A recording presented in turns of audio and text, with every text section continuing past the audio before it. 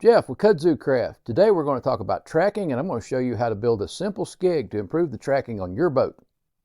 Brought to you by Kudzu Craft Skin Boats. Kudzu Craft specializes in the fuselage frame style of skin boat and offers full-size plans, frame kits, uncoated polyester fabrics, footrest, back bands, artificial sinew, and more. We also offer boat building classes where we can build a boat for you. For more information, visit our website at kudzucraft.com. So let's talk about tracking. What is tracking? Tracking refers to the ability of a boat when it's paddled down the lake to go straight. If you're in a whitewater boat, pretend this pencil is a kayak, if you paddle on the left side, that boat's going to spin very quickly to the right because whitewater boats have virtually no tracking whatsoever.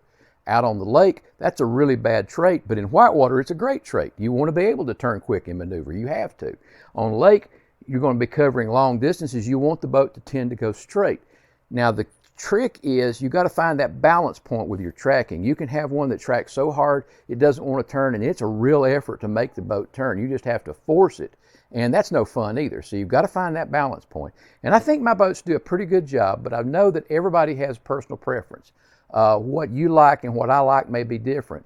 Now, there's not a lot you're going to do to loosen the tracking up on these, but we can definitely make them tighter. And if you're a real lightweight person, if you weigh 110 pounds soaking wet, then my boats have a tendency not to sink enough to track well for you. So there's a real simple fix for this, and I've had this question several times, and I'm going to show you how to take some scrap and how to make your own simple skeg. All right, if you want to make a skeg, start with a piece of scrap plywood that you cut your frames from. It's perfect. Find a piece about 12 inches long. It only needs to be a couple inches high because the skeg doesn't need to be very large. You're going to want to put it doesn't have to be all the way at the back, somewhere near the back here, but you can see, of course, that's a curve. It's not flat. So you've got to shape this to it. And there's a real couple of easy ways. Where'd my pencil go? In my case, I can lean this up against the boat close enough that I can go down through here and mark it, and I can get my contour. Another simple way to do it is you'll need a helper, but you can take anybody to do this. Find you a thin piece of flexible wood. Just put it on here, bend it down till it conforms, or have somebody else hold it. Then you can put your wood up against there and strike your line across there. Real simple, real fast. So if you've got kids, you can even use them, so it doesn't have anybody with experience. That will give you your shape for this, and that's where we'll start, by cutting that. All right, I'm going to cut this on a bandsaw, but I don't want you to think you have to have a bandsaw in order to build one of my boats. You can easily build these with a handheld jigsaw. I've done it before. I happen to have a shop full of tools, so obviously I'm going to take advantage of that and use those, but it doesn't mean you have to go out and buy one. So let's cut this real quick.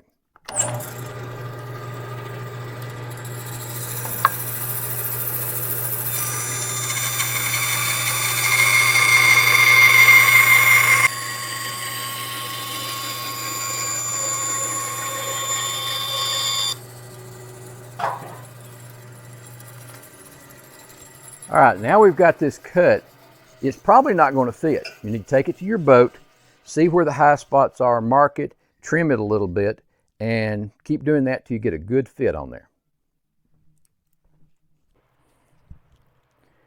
Okay, remember what I said about leaving you some extra to cut it in case you mess it up? Man, I did. I messed mine up. I got carried away with a belt sander, and I've got a little bump right here at my intersection, and I ground it off. So anyway, I had to redo mine. So now then, I'm checking the fit. What am I standing on?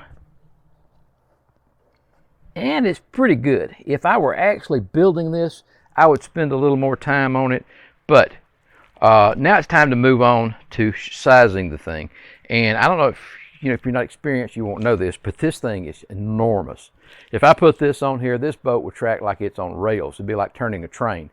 It just wouldn't want to turn. So we're going to cut it down, and let's move over to the workbench and talk about that. Okay, I'm over here at my bench. I've clamped this down, and one of the things I did is I went over to the boat and I marked front and rear because I keep track of this, because laying here on the bench they look the same. Now we're going to take this, and what we're going to do, and this is probably a little bit much. See, I try to make them about 12 inches long. It's actually this, I said 12. This is actually about 9, which is fine. I'm going to make it 1/2 inch at the front, 1 inch at the back. And that's probably going to provide a lot of tracking, probably more than you want, but the good thing is you can always take it off and cut it down before you mount it permanent. So let's lay this out and mark it. Need to drill some holes in here for your screws. Now I've gone through my scrap bin and I found some rather long, probably, I guess it's a number 8, maybe a number 10 screw. You want something with a head that's not too wide. But anyway, I found these in here. They're going to be fine for this, and I would use them in real life. So I'm going to drill 3 holes in here. I always do 3. Why, I don't know, but that's what I like to do. So let me put this screw up. Otherwise, I'll lose it. And I found a drill bit that's roughly the same size as the body. You want it to actually a little clearance, a little snug fit, won't hurt. And I'm going to drill my 3 holes. Noisy devil.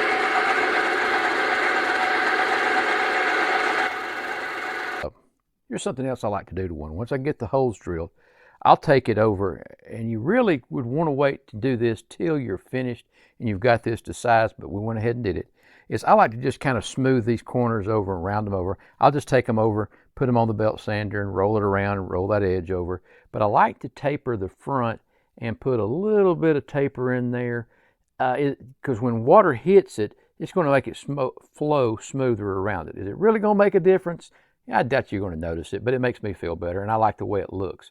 And I also like to put on the front, and this one could use a little bit of taper, because if you hit a stick or something and it's coming along on the bottom and it hits this, you don't really want it to catch. You want it to be able to slide off. I've already put the hole in, got it a little close, but I would put a little more taper on there than I show on this one. Again, just lets it slide over anything you hit, and it keeps you from getting hung up on it. Now I've got this ready to mount, and again, this would be a temporary mount just to try it out and see if you like it.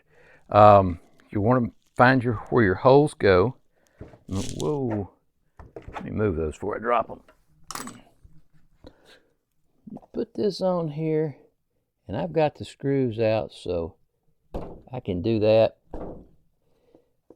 and make little marks in here, and I'll go back with my hot knife and split that just barely, just enough that it won't ravel on me, or rather thread won't catch around the screw. Now again, this is an old demo boat, so I'm not worried about it, but do as I say, not as I do. Now for this one, I'm just going to go ahead, pretend I've done that, and I'm going to drive this screw in place.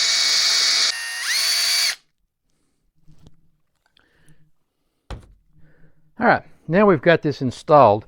You'd take it to the lake, you'd paddle it, see how it felt, and if you needed to adjust it, you could trim it up. You could make it smaller. You can make it larger. You could take a pattern and lay out and make a new one from it.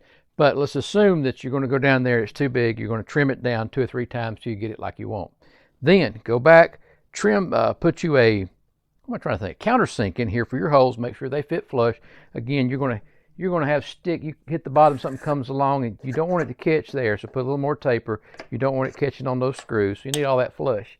And once you get it like you want it, you'll take it off, and then you'll caulk the bottom. Where did it go? I like Lexel caulk. Had real good luck with it. Anything will work, good marine grade caulk. But you'll put a heavy coat on there. I like to masking tape them off around the edge because you want it to squeeze out. That means you've got enough caulk in there. When you squeeze it down, it fills any gaps in. So it'll squeeze out. Put some masking tape around there to clean it up, make it nice and neat. And you can paint or varnish or whatever you want. It's going to get skin up. So, I mean, I like oil finish because it's easy to touch up and it doesn't skin off. And again, if it gets damaged, you can use this one as a pattern to make a new one. And that's all you need for a skeg. But just remember, don't get carried away and make them too large. You may find that this is only a half, 3/8 tall, 9 inches long, maybe all you need. If you're a real lightweight, you're down to around 100 pounds, you're probably going to need a little more skeg because the boat's not going to sit as low in the water. But too much skeg will make it track like a train. It'll be miserable, very hard to turn. So just experiment and get it like you want.